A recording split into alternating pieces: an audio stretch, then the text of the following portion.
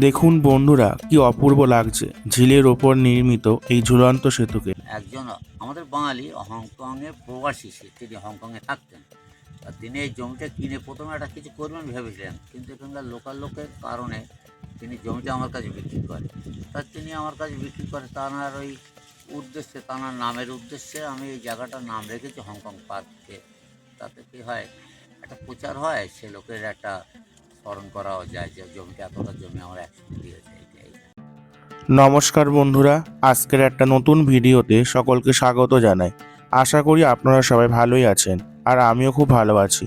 Video শুরুতে thumbnail দেখে আপনারা বুঝতেই পেরেছেন যে আজকের ভিডিওর বিষয়বস্তু কী হতে চলেছে। হ্যাঁ বন্ধুরা, একদম ঠিকই বুঝতে পেরেছেন। আজকে আমি এসেছি হংকং পার্কে।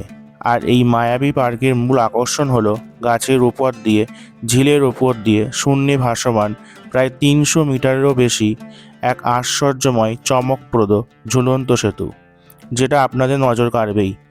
তাহলে চলুন বন্ধুরা, শুরু করা যাক আজকের এই ভিডিও।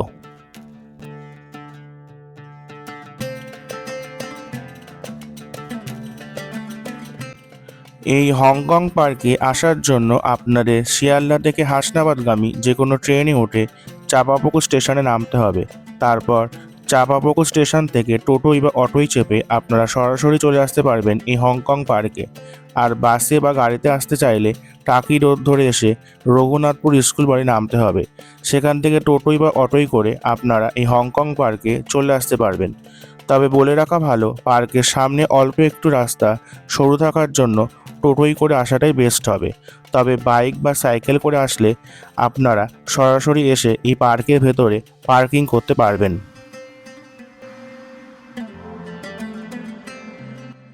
রঘুনাথপুর থেকে এই হংকং পার্কের দূরত্ব 2 কিলোমিটারের মতো।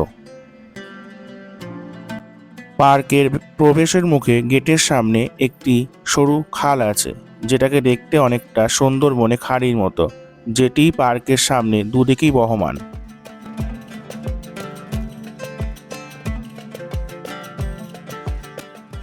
এটি হলো পার্কের প্রবেশের মূল গেট। তবে বর্তমানে পার্কের প্রবেশের গেট সহ পার্কের ভেতরটাও নতুনভাবে সাজানোর কাজ চলছে।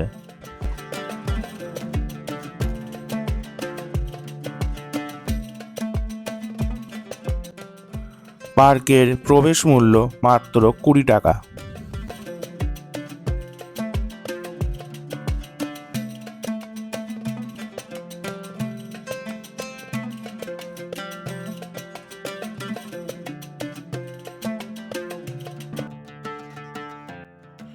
এই পার্কটি অনেকটা জায়গা নিয়ে গড়ে উঠেছে। পার্কের ভেতরে প্রবেশ করলে দেখতে পাওয়া যাবে বিভিন্ন রকমের ফুল ও ফলের গাছ, প্রায় 30 রকমের বেশি ফুল গাছ ও 20 রকমের ফলের গাছ এবং 70,000-এরও বেশি অন্যান্য গাছ এখানে আপনারা দেখতে পারবেন।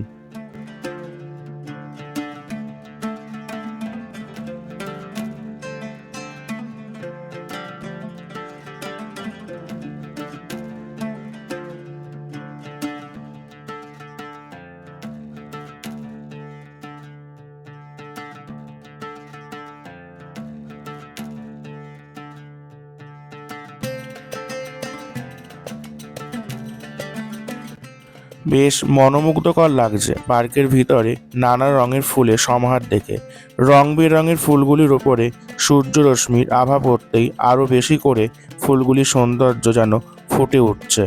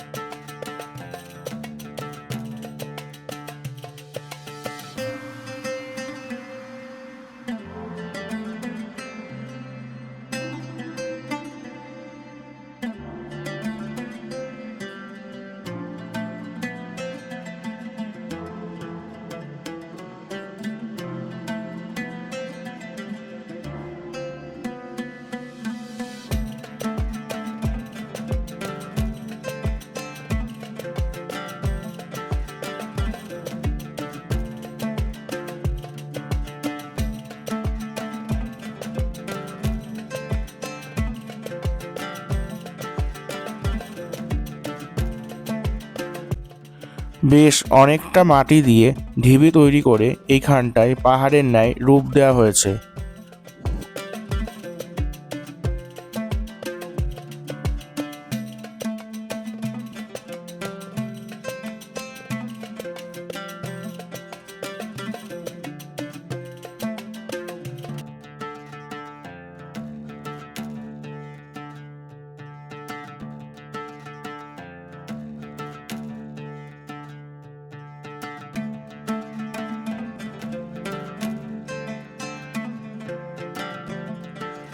সিঁড়ি দিয়ে এখান থেকেই উপরে ওঠা যাবে এবং ছোটোখাটো বেশ সুন্দর রোপেরও ব্যবস্থা আছে এখানে।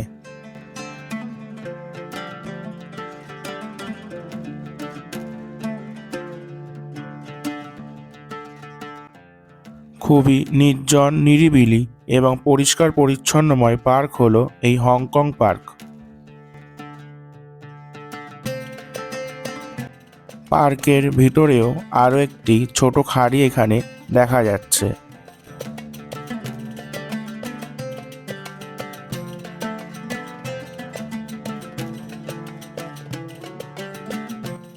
এটা সেই রোপো যেটার মাধ্যমে সেই পাহাড় থেকে বসে খুব সহজেই নিচে সমতলে আসা যাবে।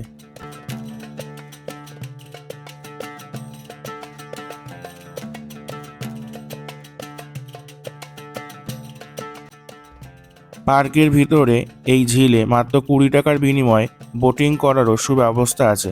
সময় পাবেন 30 মিনিট মতো, তবে ভিড়ভাড়টা কম থাকলে আরও বেশিক্ষণ বোটিং করার সুযোগও পেয়ে যেতে পারেন।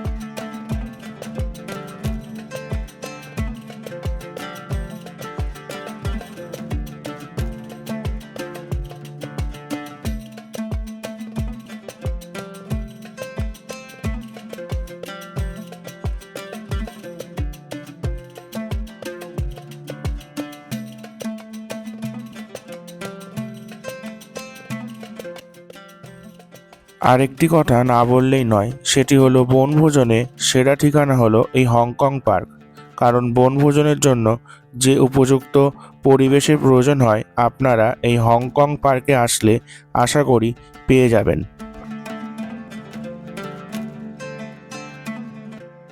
ঝিলের পাশে অনেক দোলনারও সুব্যবস্থা আছে।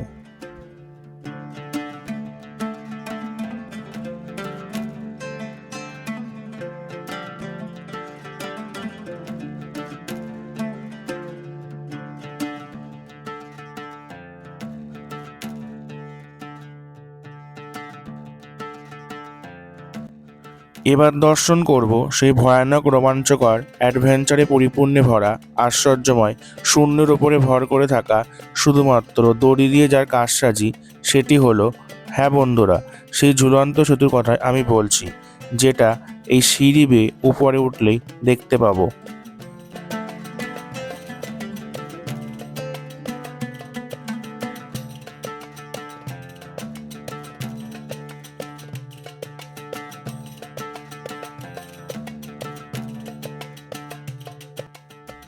এই দেখুন বন্ধুরা, এই সেই হলো মায়াবী সেতু, যেটার কথাই আমি বলছিলাম।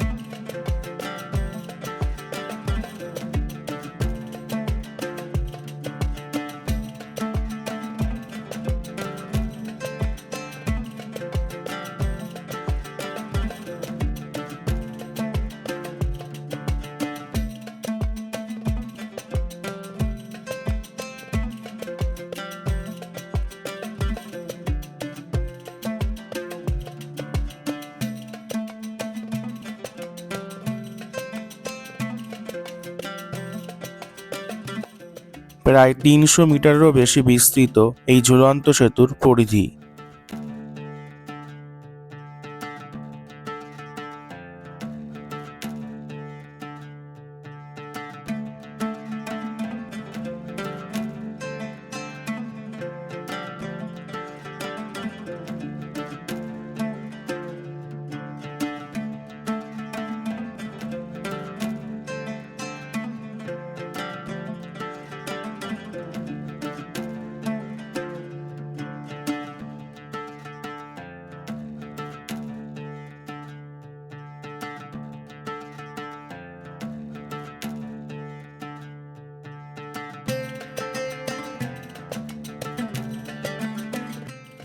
সত্যিই এটা বিস্ময়কর, আশ্চর্যজনক, অসাধারণ একটা সেতু, যা এই হংকং পার্কটিকে একটা অন্য মাত্রা এনে দিয়েছে।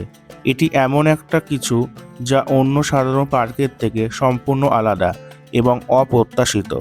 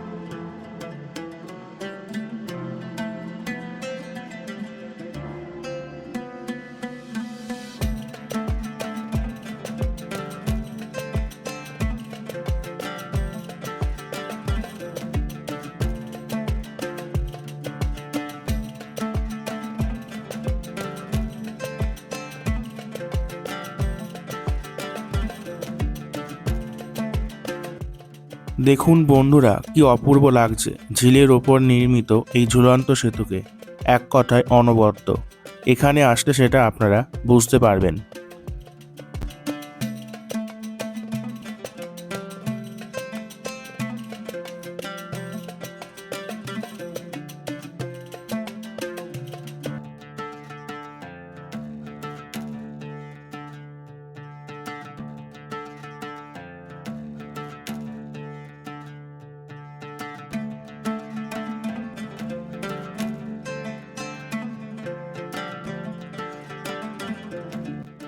ঝিলের পরিধিও অনেকটা, আর এই ঝিলের উপরে আছে সেই বিখ্যাত ঝুলন্ত সেতু।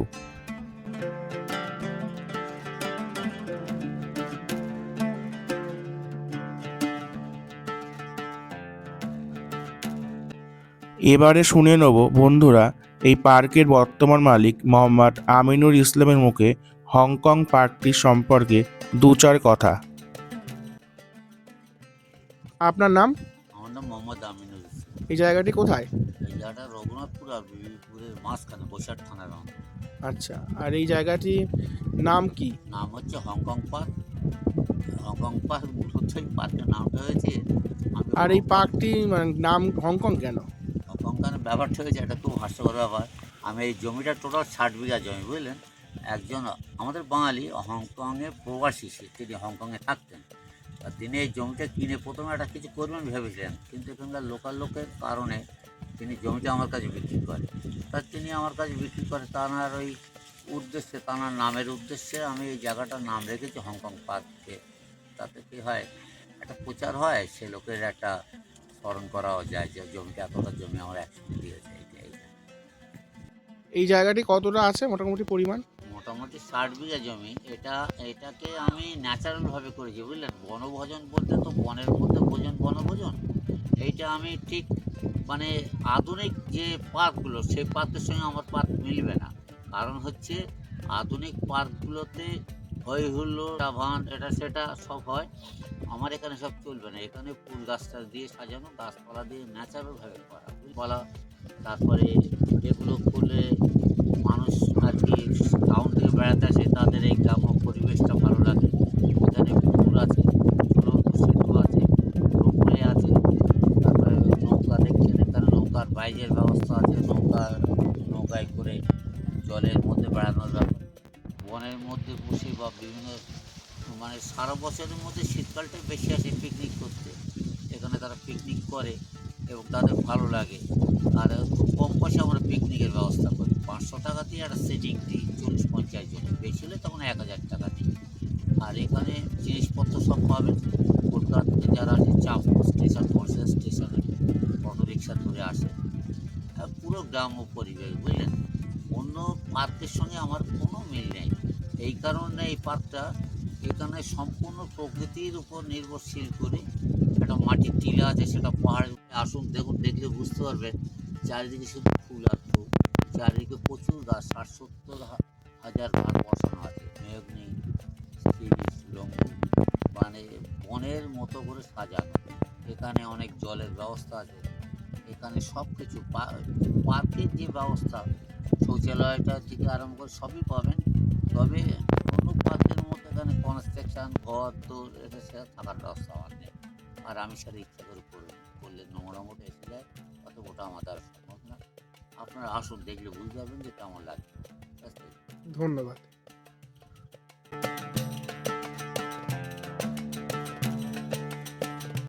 পার্কের ভিতরে পিকনিক বা বনভোজনের জন্য পৃথক ব্যবস্থা আছে।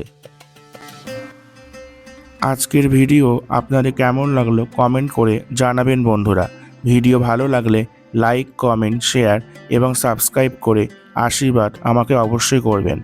তাহলে আজকের মতো ভিডিওটি এই পর্যন্ত বন্ধুরা। দেখা হবে আপনাদের সঙ্গে নতুন একটা ভিডিওতে। ততক্ষণ আপনারা সবাই ভালো থাকবেন, সুস্থ থাকবেন এবং সচেতন থাকবেন। নমস্কার।